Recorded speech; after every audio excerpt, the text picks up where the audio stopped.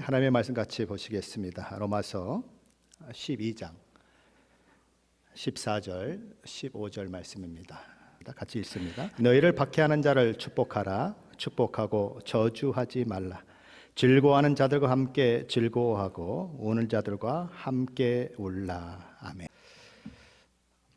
오늘 우리가 함께 나눌 말씀이 로마서 12장 14절 15절 말씀인데, 오늘 14절 말씀은 이렇게 되어 있죠. 너희를 박해하는 자를 축복하라. 축복하고 저주하지 말라. 그리고 15절에 가서는 즐거워하는 자들과 함께 즐거워하고 우는 자들과 함께 울라라고 하는 말씀이 있습니다. 갑자기 박해하는 자와 이런 사람들을 축복하라고 이야기하다가 즐거워하는 자들과 함께 즐거워하고 우는 자들과 함께 울라라고 하는 말씀이 나오기 때문에 이 두 말씀이 어떤 연관성이 있는 건가, 어떻게 연결이 되는가 하는 궁금증을 자아내게 만드는 말씀이 아닐 수 없습니다. 즐거워하는 자들과 함께 즐거워하고 우는 자들과 함께 울라, 이런 말씀을 대하면 저와 여러분 생각 속에 어떤 생각이 드십니까? 아이고, 목사님, 그걸 누가 못합니까? 남들 울 때 같이 울어주고 남들 웃을 때 같이 웃어주는 거 뭐가 그렇게 힘듭니까? 그렇게 생각할 수 있을 것입니다. 하지만 그가 나를 박해하는 사람이라면 어떨까요? 그가 나를 억울하게 만든 사람이라면 어떨까요? 그가 내게 어려움을 주는 당사자라면 어떨까요? 그가 우는 것을 보고 내가 그 슬픔이 내 슬픔인 것처럼 울 수 있을까요? 그가 즐거워하는 것을 보고 내 즐거움이다 그러면서 우리는 활짝 웃으면서 웃어줄 수 있을까요? 아마도 100이면 100 그러지 못할 것입니다. 나를 못살게 굴고 나를 힘들게 한 사람이 어느 날 어떤 좋지 않은 일을 만나 큰 손해를 그렇게 당하게 되거나 병이 들어 그렇게 아픈 그런 상황을 만나거나 큰 슬픔을 만나서 통곡하는 모습을 보게 되면 우리는 아마도 이렇게 생각할 것입니다. 아이고, 그거 쌤통이다. 동정보다는 잘 됐다는 생각이, 같이 울어주는 것보다는 마음에 왠지 모를 쾌감을 느낄 거예요. 그게 인간이라고 하는 것입니다. 반대로 내가 원수처럼 생각하고 나를 고통에 처하게 만든 어떤 사람이 맨날 잘 되고 죽을 때까지 건강하고 아무런 염려와 근심이 없이 살아가고 자녀들도 형통하고 늘 행복하고 즐거운 삶을 사는 모습을 본다면 저와 여러분의 기분은 어떨까요? 정말 잘 됐다 그러고 기뻐할 수 있을까요? 그러기 어려운 것이죠. 박수를 막 쳐주기에는 너무 힘든 것이죠. 마음의 시기심도 일어나고 분노도 일어나고 속이 타들어가는 것을 경험할 수 있는 것이지요. 그것이 바로 인간의 모습이라고 하는 것입니다. 그러므로 14절에 너희는 박해하는 자를 축복하라. 축복하고 저주하지 말라라고 하는 이 말씀과 즐거워하는 자들과 함께 즐거워하고 우는 자들과 함께 울라는 이 말씀은 전혀 다른 차원의 말씀이 아니라 같은 맥락에서 사도 바울이 우리에게 하고 있는 말씀이다라고 우리는 이해하는 것이 좋을 것 같습니다. 사도 바울은 첫 번째로 이렇게 얘기합니다. 너희를 박해하는 자를 축복하라. 축복하고 저주하지 말라. 여기서 너희는 로마서를 받아보는 우리 주 예수 그리스도를 믿고 구원받은 거룩한 성도들을 말합니다. 오늘날로 이야기하면 예수 믿고 구원받아 하나님의 자녀된 저와 여러분이에요. 성도는 어떤 사람이 되어야 하는가?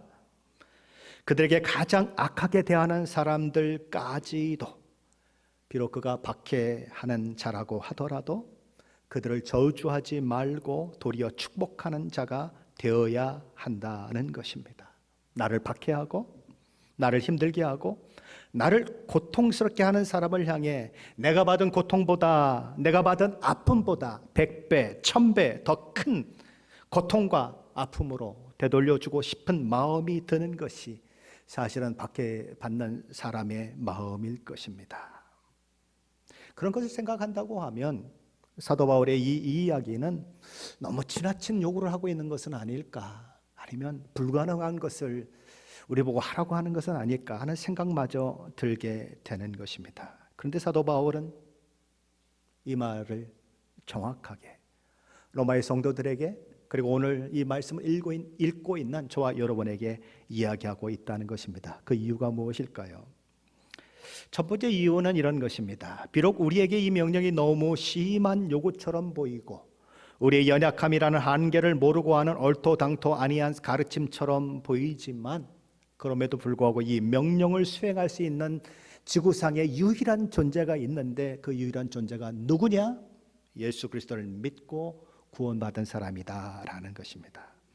너희를 박해하는 자를 축복하라, 축복하고 저주하지 말라라고 하는 이 명령은 일반 세상 사람들이 할 수 있는 명령이 아니에요. 우리 주 예수 그리스도의 십자가 대속의 은혜를 통해서 구원받은 사람, 새로운 피조물로 하나님의 신성한 성품이 부어진 사람, 내적으로 참 변화를 경험한 사람만이 할 수 있는 일인 것입니다. 이 명령은 병적으로 자기에게 집착하는 사람은 할 수 없어요. 자기 우월감을 가진 사람, 자아도취에 빠진 사람은 할 수 없어요. 그것으로부터 벗어난 사람이 할 수 있는 것입니다. 자유롭게 된 사람이 할 수 있는 것입니다. 사도 바울은 로마서 12장 2절에서 너희는 이 세대를 본받지 말고 오직 마음을 새롭게 함으로 변화를 받아 하나님의 선하시고 기뻐하시고 온전하신 뜻이 무엇인지 분별하도록 하라라고 그렇게 이야기하고 있어요. 이와 같이 우리의 마음이 새롭게 됨으로 변화를 받고 선하시고 하나님의 그 선하시고 기뻐하시고 온전하신 뜻이 무엇인지를 분별하게 되는 사람, 그 마음의 변화로 인해서 새로워진 사람, 그런 사람은 이런 심오한 수준에까지 이룰 수 있다는 것입니다. 어떤 심오한 수준이요? 오늘 본문의 내용처럼 박해하는 자를 축복하고 우는 자들과 함께 울고 웃는 자들과 함께 웃으라고 하는 명령에 순종할 수 있는 심오한 수준까지 그렇게 될 수 있는 사람이 된다는 것입니다.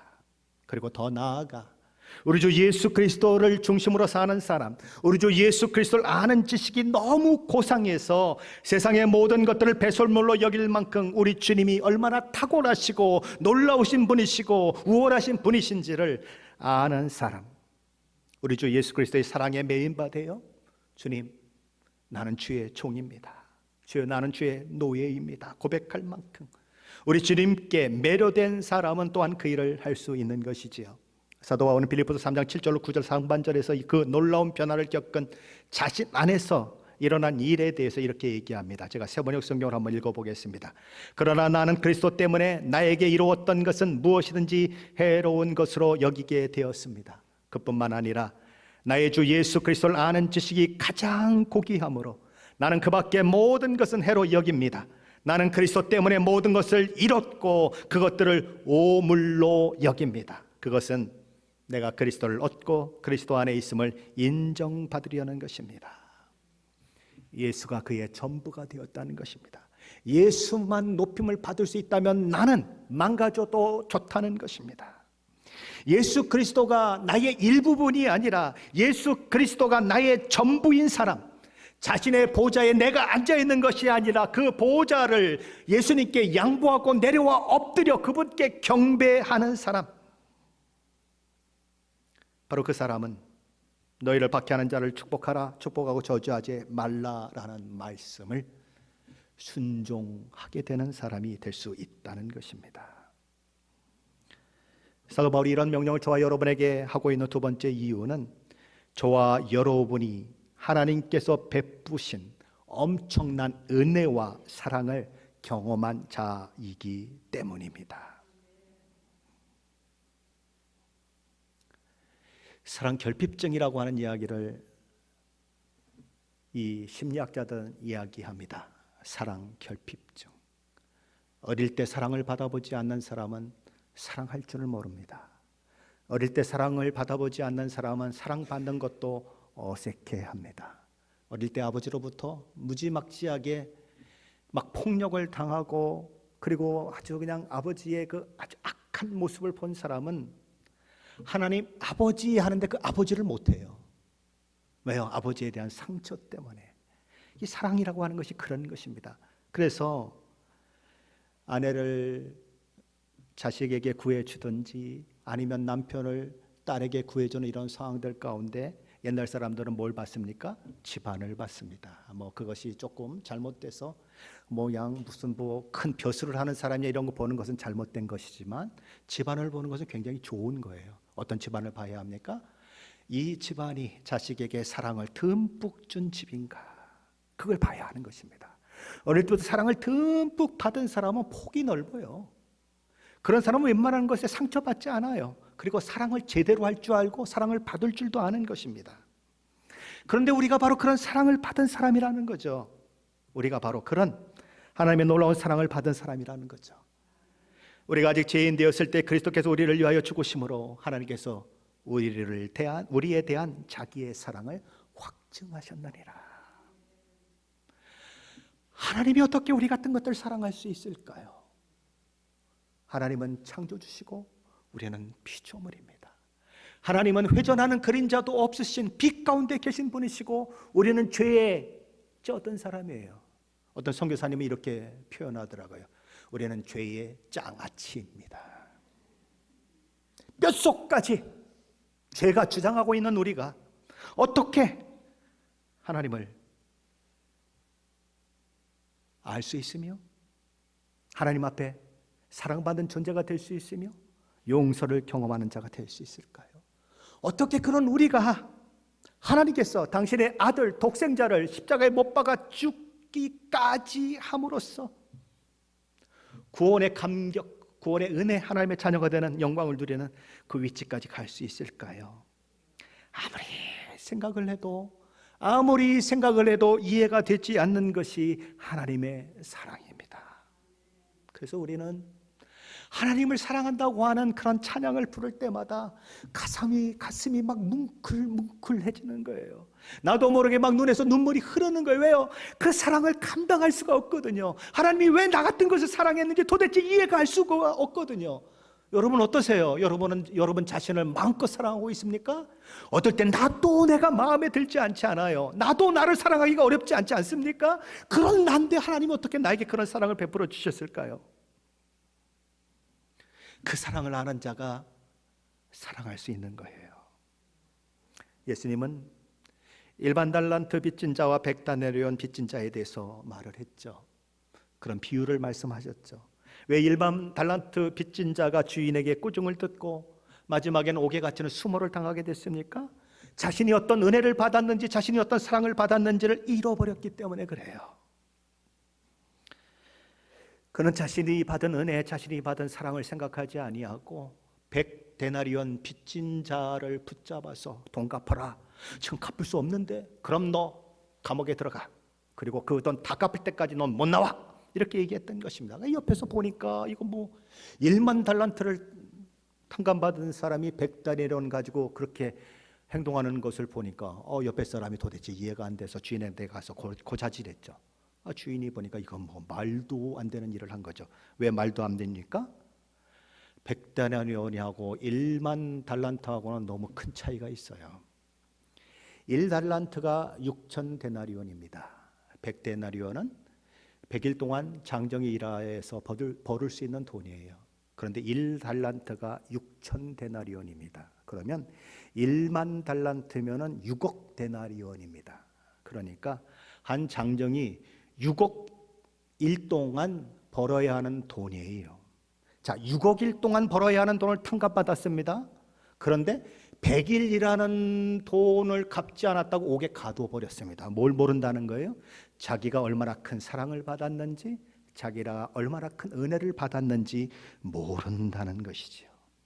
그래서 그 주인은 이 악한 종아, 내가 너를 탕감해 줬는데 너는 100데나리온도 탕감해 주지 못했느냐? 그러며 그를 다시 옥에 가둬버리는 그 일들이 일어나는 것이죠. 예수님은 이 비유를 마치신 후에 이렇게 말씀하십니다. 너희가 각각 마음으로부터 형제를 용서하지 아니하면 너희 하늘 아버지께서도 너희에게 이와 같이 하시리라. 하나님께서는 저와 여러분을 위해 독생자 아들 예수 그리스도를 십자가에 내어 주셨습니다. 그 일은 성부 하나님이 하나님 자신을 내어 주신 것과 똑같아요. 믿으십니까?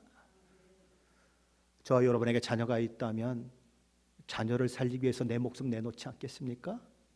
저만 그래요? 아니잖아요. 부모된 입장 다 똑같잖아요. 예수님을 내어주신 것은 하나님 자신을 내어주신 것과 똑같아요. 창조주가 피조물을 위해 당신을 내어주신다? 있을 수 없는 얘기예요. 그런 이야기는 어느 종교에도 없어요. 하나님이 하늘 보좌를 버리시고 이 땅에 내려오셔서 피조물을 위해서 대신 죽어주셨다? 그 악한 것들을 대신 하셔서 십자가에 죽으시고 구원하셨다? 세상 종교에는 없는 거예요. 그리스의 신들은 보니까 하늘에서 이렇게 살펴보다가 어떤 남자가 너무 예쁜 여자하고 살고 있으면 어떻게 합니까? 뺏어가 버려요. 그게 세상의 신들이에요. 그런데 우리 하나님은 당신의 아들을 이 땅에 보내시고 십자가에 죽게 하셔서 저와 여러분을 구원하신 하나님이신 것입니다. 그 경험을 한 사람, 그 사랑이 어떤 사랑인지 아는 사람, 그 사랑 때문에 자기 삶을 드리기로 한 사람, 그 말로 형용할 수 없는 사랑을 입은 사람은 사랑의 빚진 자로 하루하루를 살게 되는 것이지요. 예수님은 300데나리온이나 되는 값어치가 되는 향유를 예수님께 부은 여인을 비난하는 시몬을 향해 이렇게 물으셨습니다. 어떤 사람이 빚을 졌는데 두 사람이 있었다. 한 사람은 500데나리온의 빚을 지었고 다른 사람은 50데나리온의 빚을 졌다. 그런데 주인이 이들의 형편을 보니까 돈을 갚을 능력이 없는 것을 알게 되었고 그래서 둘 다 탕감해 줬다. 그러면 네 생각에는 어떠하니? 누가 더 주인을 사랑하겠니? 누가 주인에게 더 고마워하겠니? 한 사람은 500데나리온을 탕감을 받고 한 사람은 50데나리온을 탕감받았다. 계산이 딱 나오잖아요. 그렇죠? 뭐라고 대답하겠습니까? 당연히 500데나리온이죠. 예수님이 시몬에게 묻습니다. 시몬아, 너는 지금까지 50데나리온 받은 사람처럼 행동했다. 내가 니네 집에 들어왔는데 발 씻을 물도 내놓지 않았다. 그런데 이 여인은 500데나리온을 탕감받은 자처럼 행동했다. 그는 눈물로 내 발을 적시고 그리고는 그 머리털로 내 발을 닦고 그리고 기름을 부었다. 왜 그런 행동이 나오겠니? 왜 여인은 그런 행동을 하겠니? 사함을 받은 일이 적은 자는 적게 사랑하는 법이요 많이 사랑받은 자는 많이 사랑하는 법이다. 그 사람의 행동을 보면, 그 사람의 신앙 태도를 보면 그 사람이 어떤 사람인 줄을 알 수 있다는 거죠. 그 사람이 하나님의 사랑이 얼마나 큰지를 아느냐 아니면 모르느냐, 그 사람의 말과 행동을 보면 안다는 것입니다. 그러게 사도 바울은 에베소서 3장 16절 19절에서 성도들을 위해 이런 기도를 드려요. 제가 현대 성경을 한번 읽어보겠습니다. 아버지 하나님께서 넘쳐 흐르는 영광으로 성령을 통하여 여러분의 속사람을 굳세게 해 주시기를 기도합니다. 그리스도를 믿는 여러분의 마음속에 그리스도께서 더욱더 친밀한 분으로 계시기를 기도합니다. 여러분이 하나님의 놀라운 사랑의 토양 속에 깊이 뿌리를 내리게 되기를 기도합니다.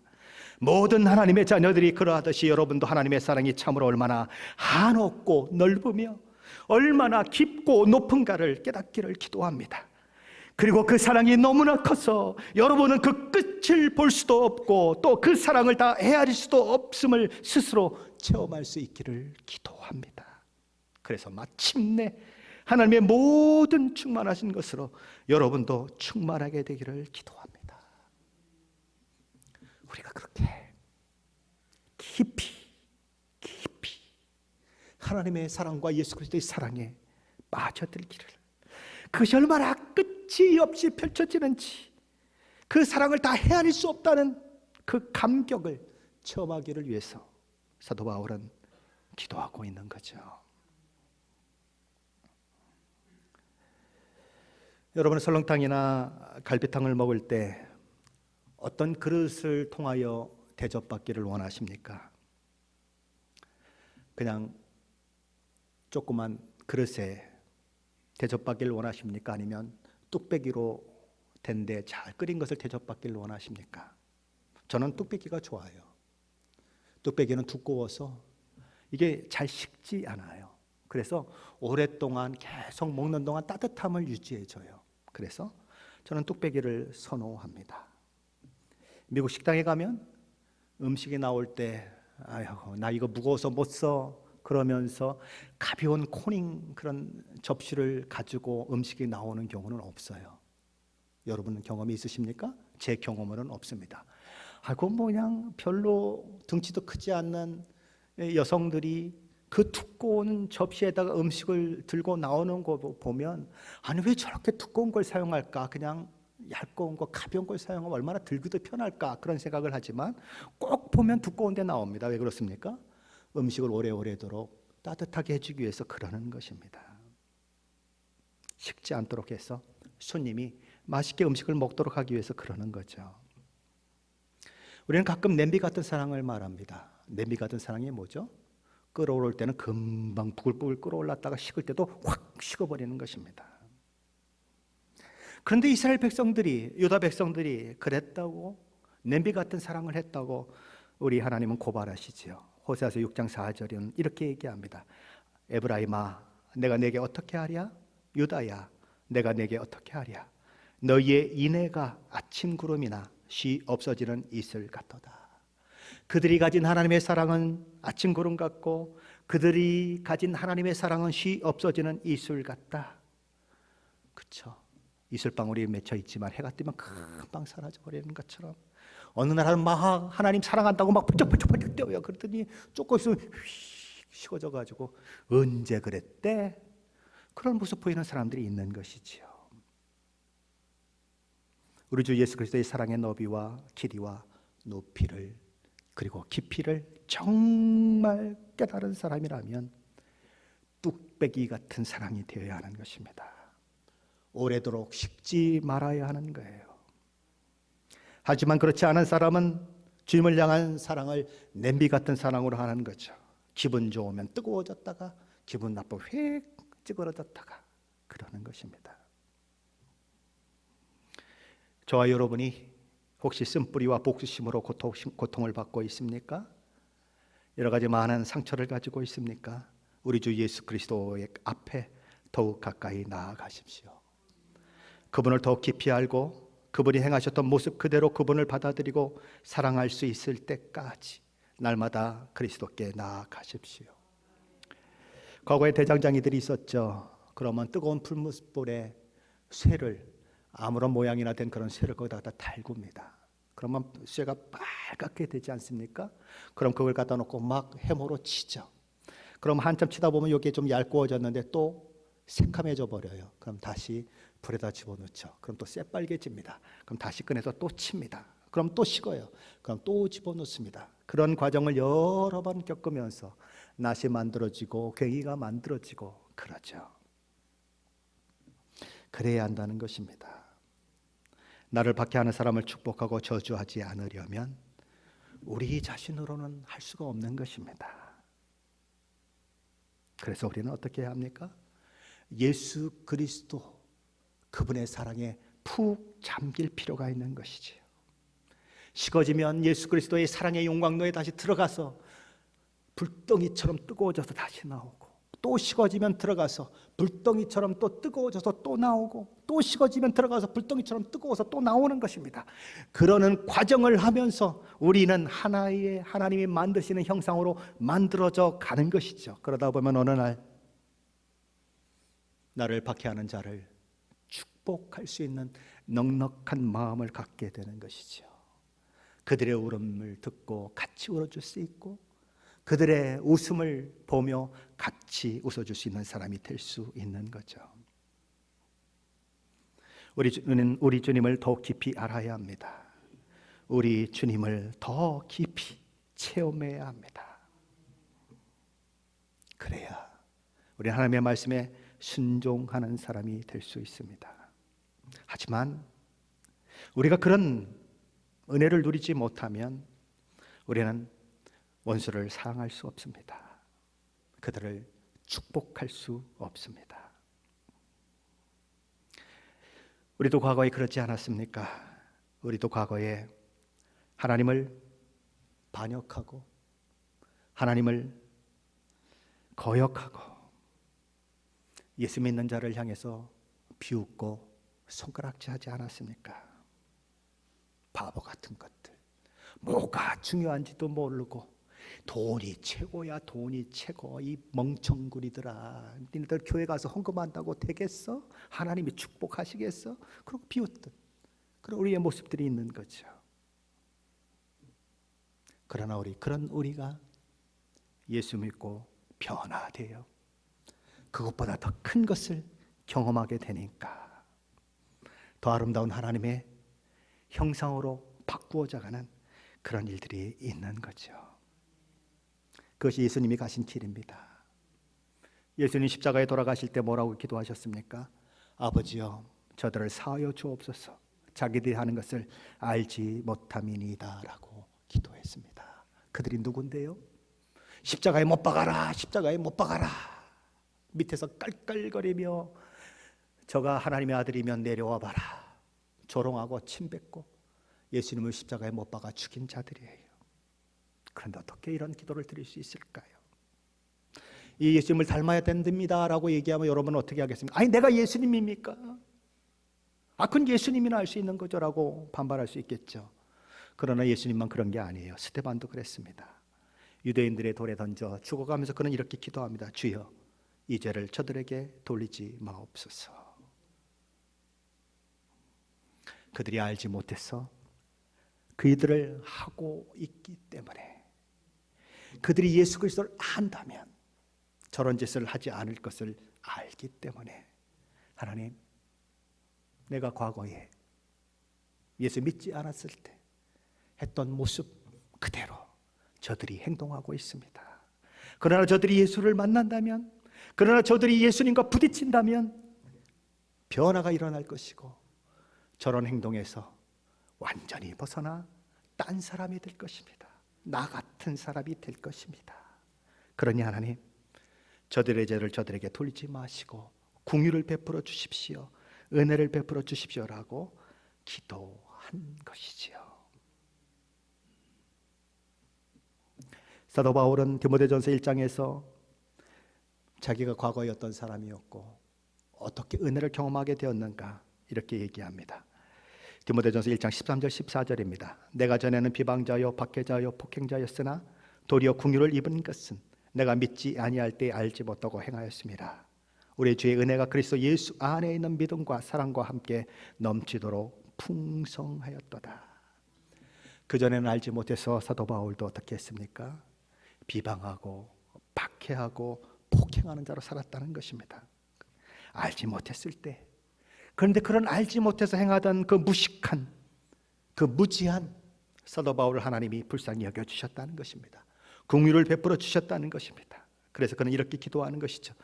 우리 주님은 얼마나 은혜로운 분이신지요. 주님은 내가 어떻게 주님을 신뢰하며 또 어떻게 하면 그리스도 예수의 사랑으로 가득 채워줄 수 있는지를 가르쳐 주셨습니다. 그래서 사도 바울은 늘 고백하는 것이죠. 나의 나 된 것은 하나님의 은혜입니다. 사도 바울이 완전히 딴 사람이 되어 있다는 것입니다. 고린도후서 5장 16절에 사도 바울은 그 사실을 이렇게 표현하고 있습니다. 그러므로 우리가 이제부터는 어떤 사람도 육신을 따라 알지 아니하노라. 비록 우리가 그리스도도 육신을 따라 알았으나 이제부터는 그같이 알지 아니하노라. 바울이 회심하기 전에는 사람들을 육체를 따라 바라보았다는 것입니다. 세상적인 생각, 세상적인 가치관을 가지고 사람을 평가하고 판단했다는 것입니다. 오늘날로 말하면 어떤 백을 들고 다니는가? 어느 미용실에 가서 미용을 하는가? 어떤 브랜드의 옷을 입고 다니는가? 집에서 쓰는 화장품은 어떤 브랜드의 화장품을 쓰는가? 자동차를 타면 어떤 브랜드의 자동차를 타는가? 그게 전부였다는 거예요. 그걸로 사람을 판단했다. 그걸로 저 사람은 어떤 사람이다라고 생각했다는 거예요. 그런데 이제는 그렇게 알지 않는다는 거예요. 이방인을 바라보는 그의 생각도 달라졌어요. 유대인으로서 그가 바라보는 이방인은 개, 돼지와 같은 존재들이었어요. 지옥의 불이 더 활활 타오르기 위해서 땔감으로 던져질 사람들이었어요. 그가 예수 믿기 전에 유대인으로 바라봤던 이방인의 모습이 바로 그런 모습이었어요. 그런데 지금은 그 이방인들을 향해서 내 사랑하는 자들아, 나의 목숨을 던져도 아깝지 않은 자들아 라고 고백하는 사람이 된 것이지요. 뭐가 달라졌어요? 왜 그렇게 달라졌을까요? 고린도서 5장 17절에 이렇게 말씀합니다. 그런즉 누구든지 그리스도 안에 있으면 새로운 피조물이라. 이적은 것은 지나갔으니 보라 새 것이 되었도다. 새로운 피조물, 새 사람이 되고 나니까 모든 것이 달라 보이더라는 거죠. 세상이 내가 거듭나기 전이나 거듭난 후나 똑같은데 내 마음이 달라졌어요. 내 마음이 달라지고 나니까 꼴보기 싫은 사람이 다르게 보여요. 나를 박해하는 사람이 불쌍해 보여요. 왜? 예수님을 알지 못하니까 저러지. 사도 바울 같으면 나도 옛날엔 그랬지. 너 예수 지금 안 믿는다고 해.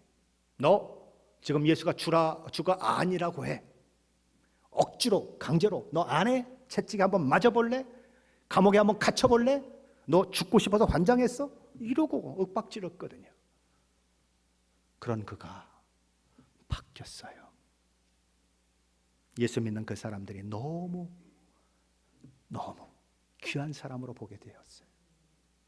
그리고 박해하는 사람들조차도 저게 과거의 나이지 라고 하는 생각을 하며 궁일이 여기는 마음을 가지게 되었어요. 자기를 바라보는 눈도 달라졌어요. 늘 자기를 정죄하는 사람들이 있죠. 늘 자기의 못남을 묵상하는 사람들이 있죠. 그런데 예수 믿고 났더니 자기 자존감이 달라지는 거죠. 나는 이래봬도 예수님이 십자가에 자기 목숨을 내어줄 만큼 사랑받는 자야. 아버지는 나를 사랑하지 않았을지라도, 어머니는 나를 사랑하지 않을지라도 어머니보다 크시고 아버지보다 크신 온 우주의 창조주시요, 온 우주 만물의 주인이시요, 아버지가 되시는 그 하나님이 나를 사랑하셨대. 자존감이 회복되는 거예요. 사랑의 결핍이 자신을 괴롭히지 않는 거예요. 왜요? 그만한 사랑을 받았기 때문에, 그 사랑을 받아 변화되었기 때문에 다른 사람을 향해서도 그 사랑을 소개하고 싶은 그런 마음이 생기는 것입니다. 우리를 괴롭히는 자를 저주하고 싶은 것이 타락한 인간의 본성입니다. 사람이 다른 사람에게 상처와 피해를 입었음에도 불구하고 복수하거나 또는 저주하지 않는 것, 그리고 오히려 축복한다고 하는 것은 여간 어려운 것이 아닙니다.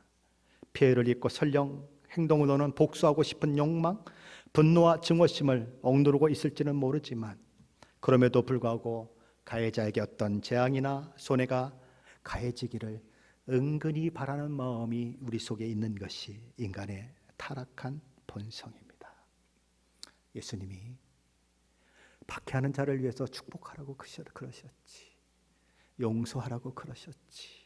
그 말을 계속 머릿속에서 되풀이하고 또 되풀이하면서 막 여기까지 끌어오르는 말을 하면서 삼키며 참고, 그렇지만 속마음에서는 그렇지 않을 수 있다는 거죠. 근데 하나님은 뭐라고 말씀하십니까? 그런 인간의 본성을 뛰어넘어서 진심으로 그를 축복하고 그를 동정하는 마음으로 그를 위해 하나님 앞에 기도해라 라고 얘기하고 있어요. 기도가 뭐죠? 내가 간절히 바라는 소원을 하나님께 아뢰는 것이 기도예요. 누구를 위해서 그렇게 기도하라고요? 나를 핍박하는 사람을 위해서 나의 간절한 소원을 하나님이 들어주시기 원하는 마음을 가지고 기도하듯이 그 영혼을 하나님 앞에 올려놓으라는 것입니다.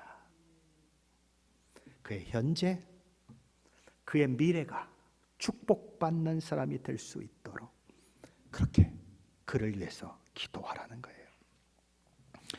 누가복음 9장에 보면 예수께서 십자가에 달려 죽으실 때가 가까워졌는 줄 아시고 제자들을 미리 준비하도록 하시기 위해서 사마리아 마을로 보내시는 모습이 기록되어 있습니다. 가서 준비해라. 그래서 제자들이 사마리아인의 한 마을을 방문해 들어가게 됐죠. 그런데 사마리아 사람들이 그들이 유대인이고 예루살렘을 향해서 가는 줄 알고 그들을 거부했습니다. 그들을 받아들이지 않았습니다. 그렇지 않아도 사마리아인들을 개 돼지만큼밖에 생각하지 않았던 이 제자들은 사마리아인들에게 무시를 당하니까 화가 머리끝까지 났습니다. 이런 거하고 똑같아요. 여러분에게 동양 달라고 하는 거지가 있는데 그 거지가 우리 보고 이 거지 같은 놈아 하고 욕을 하면 여러분 어떻게 되겠어요? 뒤집어지지 않겠습니까? 그렇잖아요. 지금 그런 상황을 만난 거예요.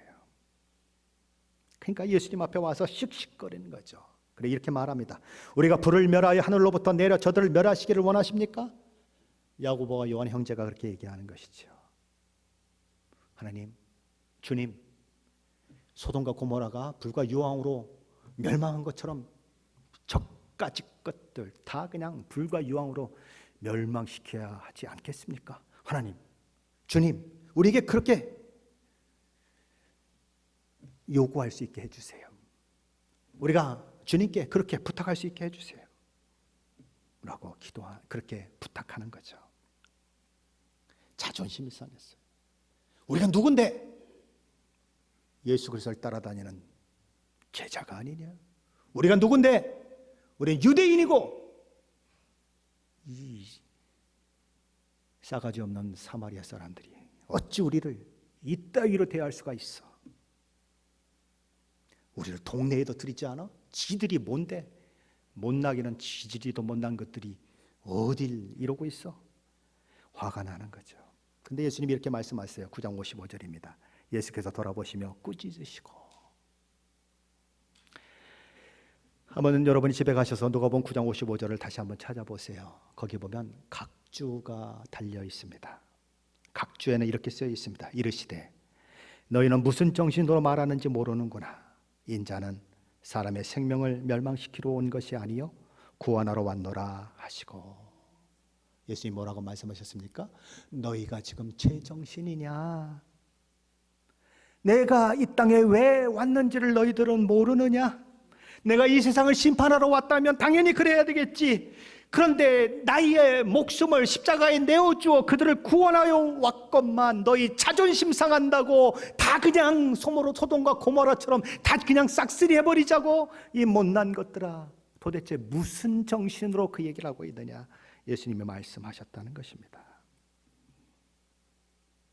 예수님이 이 땅에 오신 목적이 무엇인지를 안다면, 그분이 저와 여러분을 위해서 십자가에 죽으신 그 사건이 가지는 의미가 어떤 것인 줄 안다면 제자들은 결코 자존심 상한다고 사마리아 사람들을 불과 유황으로 멸망시키자는 얘기를 하지 않았을 것입니다. 오히려 그들이 주님, 우리가 주님의 마음을 압니다.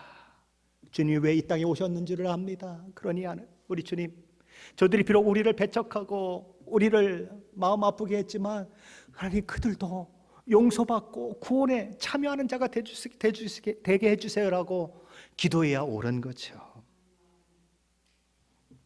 그렇게 간구해야 맞는 거죠. 오늘 말씀처럼 너희를 박해하는 자를 축복하라. 축복하고 저주하지 말라. 즐거워하는 자들과 함께 즐거워하고 오는 자들과 함께 올라. 복수를 멈추는 정도가 아니라, 안갚음을 하지 않는 것 정도가 아니라, 핍박하는 자를 향해 우리가 가져야 되는 태도는 언제나 긍정적이어야 한다. 그를 향한 간절한 열망을 가지고, 간절한 마음을 가지고 축복할 수 있어야 한다. 그를 위해 진정으로 기도할 수 있어야 하고 그의 유익을 구할 수 있어야 한다. 하나님 그들을 복 주십시오라고 기도할 수 있어야 한다는 것입니다. 그 일은 하나님께서 그리스도 안에서 보여주신 그 사랑의 너비와 길이와 높이와 깊이가 어떠한 줄을 알 때 가능한 일입니다. 하나님은 우리가 우리만을 위해 살아가는 것을 원하지 않으십니다. 우리를 구원하시기에 독생자 아들 예수 그리스도를 이 땅에 보내주시고 십자가에 죽게 하시까지 하셨던 우리 하나님은 우리가 이 시대와 우리가 살고 있는 삶의 현장 속에서 마땅히 지금 죽으면 하나님의 진노 가운데 형벌을 받아 지옥불에 떨어질 수밖에 없는 그 영혼들을 돌이키는 일에, 그들이 긍휼과 은혜 가운데 들어오는 일에 적합하도록 저와 여러분이 도구로 사용되기를 원하시지요. 주여, 우리가 불을 내려 이 모든 자들을 멸망시키기를 원하십니까? 라는 기도가 아니라, 하나님, 저들이 알지 못해서 저러고 있습니다. 하나님께서는 하나님 저들의 죄를 용서해 주시고 저들도 우리처럼 예수 믿고 예수 믿는 행복과 기쁨을 누리게 해주십시오라고 기도하는 자리로 저와 여러분이 나아가기를 원하십니다. 예수라는 사랑의 용광로 속에 들어가 그 사랑으로 뜨거워지십시오. 그리고 박해하는 자를 위해 축복하고 기도하는 자로, 즐거워하는 자와 함께 즐거워하고 우는 자와 함께 우는 자로 세워지십시오. 그러면 그 일을 통해 하나님은 사울이 변하여 바울이 되는 그런 놀라운 역사를 허락하실 것입니다. 예수님은 저와 여러분을 변화시켰듯 그 영혼들도 변화시킬 수 있는 능력이 있으신 분이십니다. 저와 여러분이 아무리 은과 돈을 투자해도 한 영혼 변화시킬 수 없습니다. 그러나 주님이 그 마음 만져주시면 그 영혼 변할 수 있습니다. 만일 사도 바울을 그대로 놔뒀다면 어떻게 됐을까요? 끊임없이 예수 믿는 사람 핍박하고 예수 믿는 사람 얼마나 힘들었을까요? 그런데 그런 그가 횟가닥 바뀌었더니, 우와, 예수 일찍 믿은 사람보다 더 큰 일을 하지 않습니까? 그래요, 안 그래요? 수십 년 예수 믿은 사람보다 더 큰 일 하지 않습니까? 예수님의 모든 제자들보다 더 뛰어난 일 하지 않습니까? 누가 그렇게 될 줄 알았겠어요? 그 악한 사람이, 그 핍박하는 사람이 어떻게 그런 변화가 일어날 거라고 생각이나 했겠어요? 그러니까 우리는 결과를 알지 못하니까, 하나님이 그 영혼을 어떻게 다루실 줄 알지 못하니까, 비록 원수짓을 하고 있는 자라도 어떻게 하라고요? 축복하고 기도해 줘라라는 거예요. 그가 변하면 여기 오 목사가 하는 것보다 더 큰 일을 할 수 있을지 누가 아느냐? 기도하라는 것입니다. 우리는 우리 곁에 있는 사람들을 그런 시각으로 보아야 하는 것입니다. 그 사람들도 예수 믿고 새 사람 될 수 있어요. 그 사람들도 나처럼 예수 믿고 변화되는 기적을 경험할 수 있어요. 그러므로 우리는 누구든지 구원하시는 그 하나님을 높여드리며 오늘의 시대 가운데 우리의 마음을 아프게 하는 자들을 향해서 맨날 이를 바득바득 깔면서 하나님 뭐 하세요? 하나님 뭐 하세요? 그냥 가서 망치로 꽝 두들겨 주세요 그러시지 말고, 하나님 망치가 변하여 솜망치가 되게 하시고 솜사탕이 되게 하셔서 부드럽게 그 영혼을 변화시켜 주세요라고 기도해야 하는 것입니다.